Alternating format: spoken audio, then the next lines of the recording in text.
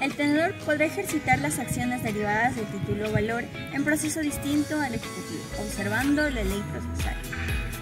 ¿Tenedor? ¿Crees que este tenedor significa lo mismo en el ámbito del derecho? At times I'm wishing, no, I can fly high, I can go low. Today I got a million, tomorrow I don't know. Decisions as I go, to anywhere I flow. Sometimes I believe, at times I'm wishing, no, I can. ¡Paren! Claramente necesitamos las técnicas de interpretación legal para esto. ¿Qué son las técnicas de interpretación legal? ¿Y eso cómo se cumple?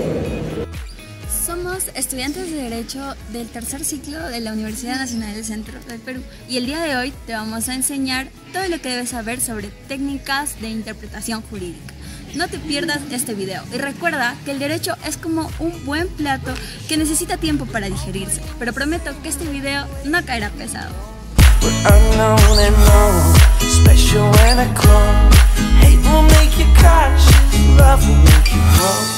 Make me feel the warmth, make me feel the cold. It's written in our stories, written on the walls. This is our call, we rise and we fall, dancing in the moonlight. Leyes especiales, retroactividad benigna, derogación de leyes. ¿Qué es eso? Yo tengo la solución, que son las técnicas de interpretación. ¿Quieres saber qué es eso? ¡Sí! Bueno, las técnicas de interpretación son métodos que se puede usar para poder entender un texto o explicarlos, ya sea, por ejemplo, la Constitución, un libro o, por ejemplo, también el Código Penal, ¿no? Aquí tienen, chicas, me compró una selección, mañana me vengo para Piura. ¿En serio? Sí, no, pero la pierna. No, espera. No tienes que aplicar en este caso la interpretación literaria, sino la declarativa, que es lo que el autor trata de querer decir. El argumento del lenguaje común dentro de la interpretación declarativa consiste en entender la ley según el significado ordinario de las palabras, tal como las usamos en el día a día y aplicando las reglas gramaticales. Pero, aunque suene simple, no lo es tanto. El lenguaje común no es preciso ni tiene un solo sentido. Las palabras cambian según el contexto y eso puede generar confusión. Por ejemplo, hay expresiones del lenguaje cotidiano como obligación que están en cualquier diccionario, pero esa misma palabra en el derecho tiene un sentido técnico, una relación jurídica que vincula dos partes. Otras, como dominio, se usan en la informática para hablar de sitios web, pero en el derecho significa propiedad sobre un bien. Por eso, aunque el lenguaje común puede orientar, no siempre es un argumento definitivo, porque en el derecho lo que parece obvio no siempre lo es. El Estado tiene el deber de garantizar derechos. Y si el Estado está de malas, porque últimamente anda bien triste. Alto, Aitor. En el derecho, el Estado no se refiere a un estado de ánimo, sino se refiere a la institución política y jurídica, es decir, abarca territorio, gobierno, población, no necesariamente un estado de ánimo. O sea, el Estado no puede estar feliz o depresivo. Es más como una estructura que administra nuestro país. Recuerda, el lenguaje común no es equivalente al lenguaje jurídico. Muchas palabras nos pueden parecer similares, pero su connotación en el lenguaje jurídico es muy distinto. No lo olvides. Pero ya perdí el juicio. ¿Saraí ha perdido el juicio? Ay no, ¿cómo pudo pasar eso? El argumento contrario parte de una idea clave. Si la ley dice que algo se aplica en una situación específica, entonces no se aplica en las demás. Este argumento se basa en que hay una correspondencia exacta entre lo que el legislador quiso decir y lo que realmente escribió. Así, el a contrario no solo interpreta, también complementa, porque en derecho lo que no se dice también puede significar algo. Solo personal autorizado. ¿Cómo dice eso? Creo que pasa nada más. Error. Eso es un argumento contrario. Si dice que solo personal autorizado puede ingresar, nadie más puede hacerlo. Si solo A puede ingresar o tiene permitido hacer algo, B no lo puede realizar. Eso es interpretar a contrario. No lo olvides. interpretación correctora se da cuando al texto legal no se le atribuye su sentido literal inmediato, sino uno distinto, para evitar consecuencias irracionales o injustas. Esta técnica puede ser restrictiva si se reduce el alcance literal o extensiva si lo amplía conforme a los fines del sistema normativo.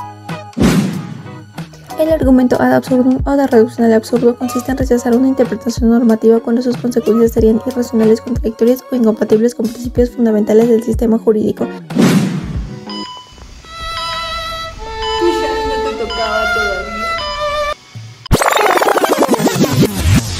El artículo 44, inciso 9 de nuestro Código Civil nos habla acerca de la capacidad restringida de las personas en estado de coma, que si estas cuentan con un apoyo, entonces tienen capacidad absoluta. Xiaomi, ¿mi hija es capaz absoluto? No puede realizar ninguna actividad locomotora. Es absurdo, ¿verdad? El argumento lógico, teleológico o basado en la intención del legislador. Este argumento apela a la ratio legis, es decir, a la voluntad, intención y objetivos que motivaron la creación de la norma. Ahora imagina que una ley dice prohibido el ingreso de vehículos al parque. Si nosotros lo tomamos de forma literal y lo interpretamos de esta manera, podríamos decir que incluso un vehículo de ambulancia no puede entrar. Pero obviamente la ley no quiere que se pierda una vida. Entonces, podríamos decir que los vehículos de ambulancia sí pueden entrar a este parque. El argumento naturalista o basado en la realidad cambiante. Este argumento dice que las leyes fueron hechas en un momento y contexto específicos, y a veces la realidad cambia. Por eso, el significado literal de la ley puede quedar desactualizado y hay que adaptarlo a las nuevas circunstancias. Hace muchos años salió una ley que prohibía la publicidad no solicitada ser enviada a los correos postales. Hoy en día, esta publicidad no solicitada se envía a los correos electrónicos, y aunque la ley literalmente no dice correos electrónicos, se interpreta que también es una forma de spam a la que se envían, ¿no? Entonces, podríamos decir que es una nueva forma moderna de hacer publicidad, por lo cual también está prohibida. Jessy, ¿qué haces? Estoy en una película. ¿Te gustan las películas? Obvio que no. ¿Alguna vez alguna película te hizo cambiar la forma en cómo ves el mundo? Esa es la magia del cine. Entonces, ¿qué tienen en común las normas y las películas? Ambas ya están escritas, pero debemos interpretarlas. El legislador, al igual que el director de la película, tiene una intención y un mensaje que transmitir. Es por ello que los jueces y críticos buscan los medios para poder transmitir e interpretar dichos mensajes. Cuando hablamos de interpretación jurídica, un concepto clave es la intención del legislador.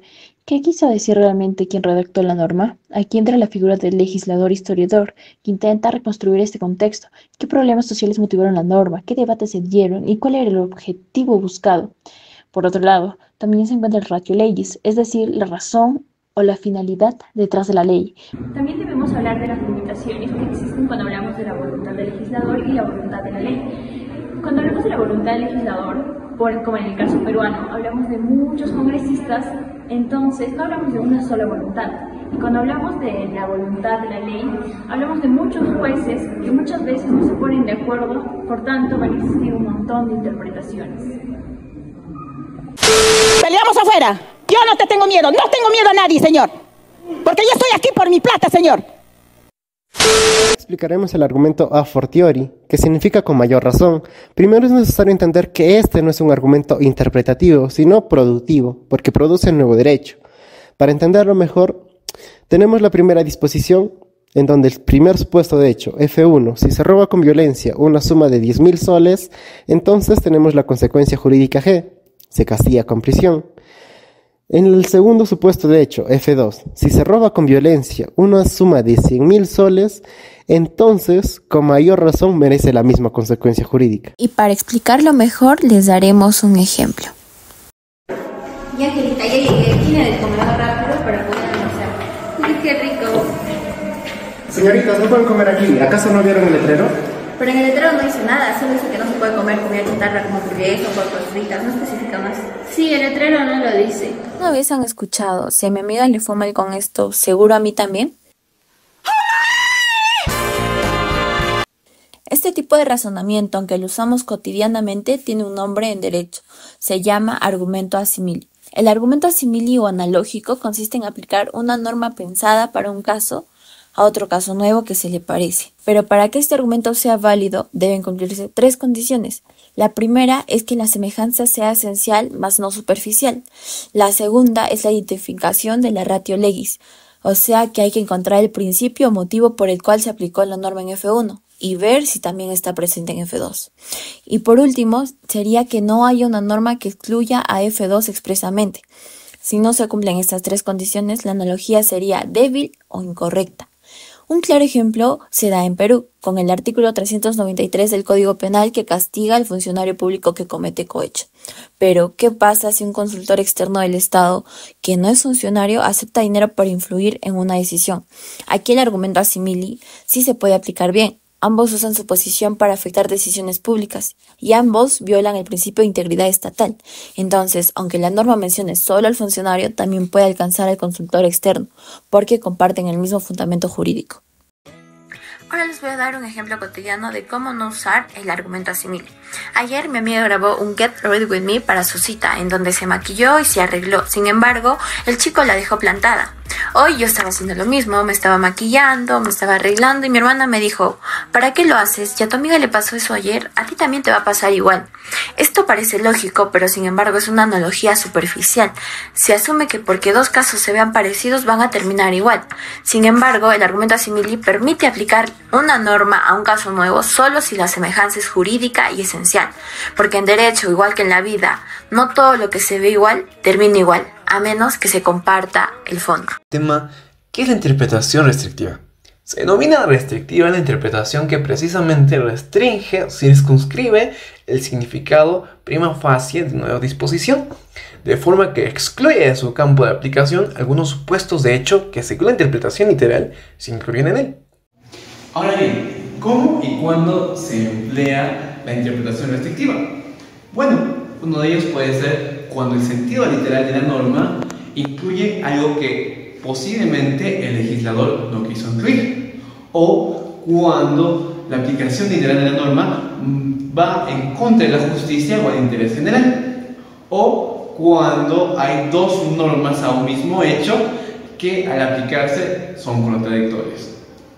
Por ejemplo, la norma nos dice que nadie puede ingresar a la biblioteca sin el carnet vigente. Sin embargo, el caso de Ximena, a quien se le perdió el carnet y está tramitándolo, puede ingresar con el voucher. Es un caso excepcional y estamos aplicando la interpretación restrictiva porque estamos limitando a la ley a un caso excepcional. El argumento disociativo es un tipo de argumentación que alega la exclusión de uno de los 2 supuestos de hecho dentro de una ley con el objetivo de mantener la coherencia en el marco jurídico, esto según Guastini. Mientras que para Lawrence se conecta directamente con la reducción teológica, método que reconduce que una regla amplia se adecue a un campo de aplicación mucho más específico conforme al fin de la ley. Por ejemplo, si sumergimos un color dentro del agua, parece que está doblado cuando lo miramos y recto cuando lo tocamos, pero en realidad no puede tener ambos estados simultáneamente, por ende uno tiene que ser excluido. Jessie, ¿ese es tu almuerzo? Sí, no me dio tiempo de preparar nada. Sabes que tienes sacarosa, no es bueno que comas esas cosas. Sí, pero ya era tarde, no había No, Jessie, no. Tenemos que aplicar la interpretación disociativa.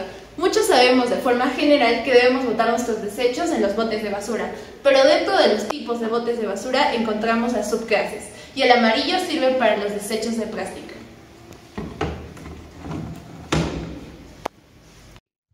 La interpretación histórica de un texto normativo consiste en entenderla según el contexto social, político y económico en el que fue creada.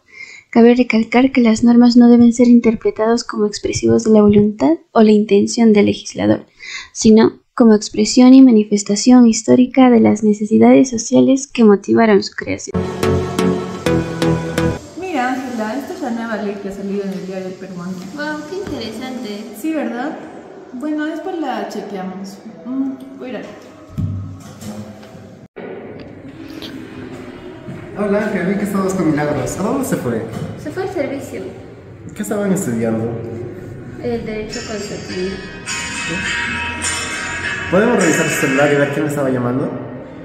No, eso está prohibido. Pero no solo estaba prohibido documentos y cartas personales. Eso era una interpretación histórica. Las leyes han evolucionado. Ahora la ley impide ver los mensajes de WhatsApp y las llamadas también. Bien, ahora vamos a hablar de la interpretación evolutiva. La interpretación evolutiva es la que va apartándose de los precedentes, atribuyendo a un texto normativo un nuevo significado distinto al que se conoce históricamente. Esta interpretación tiende a adaptarse a viejas leyes o situaciones nuevas no previstas históricamente. Esta es entendida en relación a las circunstancias históricas, sociales y culturales donde una ley debe ser aplicada y transformada para adecuarse a la realidad actual, permitiendo que las normas mantengan su vigencia y eficacia. Ahora les voy a dar un ejemplo. Imagina que una constitución fue escrita en el siglo XVIII. Lo que nos va a decir en esta constitución va a ser que toda persona tiene derecho a la privacidad en su correspondencia. En esa época se va a referir a cartas escritas en un papel, mientras que hoy en la actualidad, dada por la tecnología, hoy se va a conocer como correos electrónicos, mensajes de texto, WhatsApp, redes sociales, por lo cual la interpretación evolutiva va a adaptarse a la realidad actual. Presunción de constancia terminológica. Se define en que cada legislador usa cada término con un significado fijo dentro de un mismo documento legal. Esto implica que si se emplean términos distintos, no se debería de interpretarse como sinónimos. Fundamento argumentativo. Uso uniforme del lenguaje por parte del legislador. Coherencia dentro de cada documento normativo y que se garantice la información más precisa dentro del documento legal. Presunción de significado contextual. Definición. Es la expresión que depende del contexto en el que se encuentre dentro del lenguaje legislativo en el que se usa. No se garantiza de que una misma expresión conserve el mismo significado. A diferencia de la presunción de constancia terminológica, esta perspectiva rechaza la idea de que un término debe conservar siempre el mismo significado dentro de un documento normativo. Características. El significado no es fijo, sino dependiente del contexto. Una misma expresión no puede asumir diferentes interpretaciones en normativas distintas. Se prioriza el análisis del propósito de la norma en lugar de una interpretación rígida de los temas. Mili, está prohibido usar teléfono en clase. Sí, pero la profesora me dio permiso para buscar información de mi tema. Entonces no estás rompiendo una norma, ¿cierto? Esto es lo que en derecho se llama interpretación sistemática. No interpretas una norma sola, sino como parte de un sistema. Aunque el término interpretación sistemática se usa constantemente por jueces, abogados y profesores, la verdad es que no tiene una única definición cerrada, pero sí tiene una idea central muy clara. Se trata de entender una norma a partir de su ubicación dentro del sistema jurídico, no de manera aislada. Es como leer un párrafo dentro de un libro. Para comprenderlo bien, tienes que saber qué pasó antes, qué viene después y cuál es el tema general. ¿Cuándo y cómo se aplica la interpretación sistemática? Cuando hay ambigüedad o duda, se interpreta a la luz del contexto normativo. Si una norma no es clara, miramos alrededor, el artículo, la ley, el sistema, todo ayuda a revelar su sentido. Un ejemplo de ello es la unión del artículo 31 de la Constitución Política, que menciona que los ciudadanos tienen derecho a participar en los asuntos públicos, y el artículo 42 del Código Civil, que dice que toda persona mayor de 18 años tiene plena capacidad de ejercicio. Ambos, al unirse, forman el artículo 11 de la Ley Orgánica de Elecciones, que dice que tienen derecho de sufragio los ciudadanos en ejercicio de sus derechos civiles.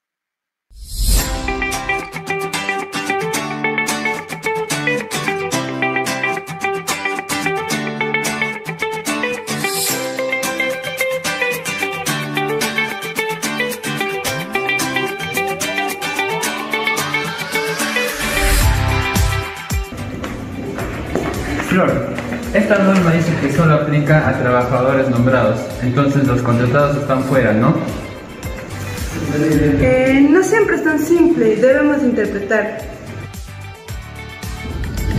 Mira, el decreto legislativo 728 reconoce igualdad de condiciones. No podemos aislar esta norma, tenemos que leerla dentro del sistema jurídico legal. Este artículo prohíbe toda forma de discriminación. Si no lo tomamos en cuenta a la hora de interpretar, estaríamos violando los derechos fundamentales y al mismo tiempo la Constitución. Por eso aplicamos la interpretación conforme, adecuamos la ley a la Constitución y no al revés. Frank, mira esto, cuando se incorporó el artículo 161 al Código Penal, solo se tomó en cuenta la correspondencia epistolar y los papeles privados.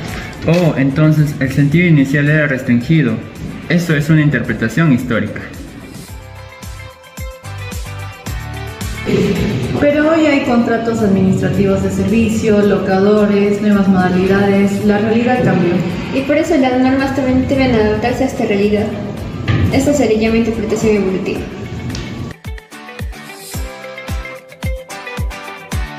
Interpretar no es cambiar la ley.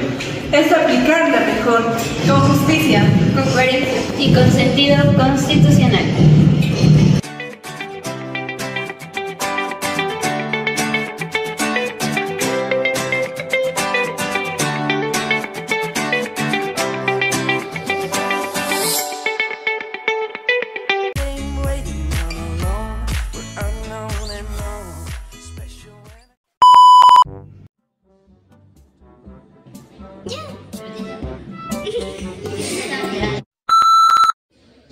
Interpretar no es cambiar la